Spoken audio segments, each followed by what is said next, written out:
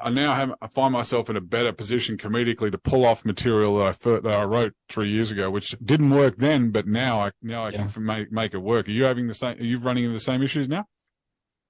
Yeah, exact same. Yeah, so for this hour show that I've wrote, that is exactly what happened. I went over my old books, like I've got, like everyone will have tons of books like this, Right. and I've always written since I've started. I just write, and sometimes it could be anything, an idea, a premise, or just a little one-liner or two-liner. And now some of that stuff I could work at the time, but then some of it I couldn't. And now I've come back, and some of those jokes that I've gone back to, I can actually work now, and they're some of my best jokes.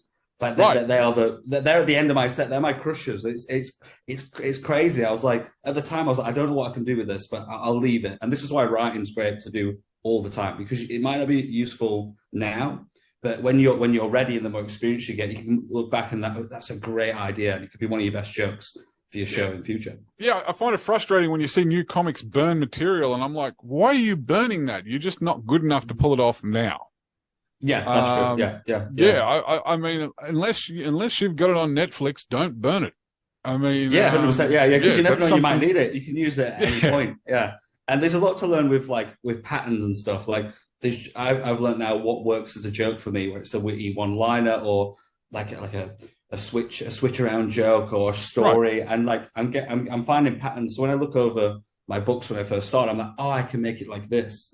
I can use this technique or this technique, which I didn't have the techniques at that time. So I would say never burn material, because you're just ruining something that could be a gem for the future. Like it could. Yeah, it's like buried treasure.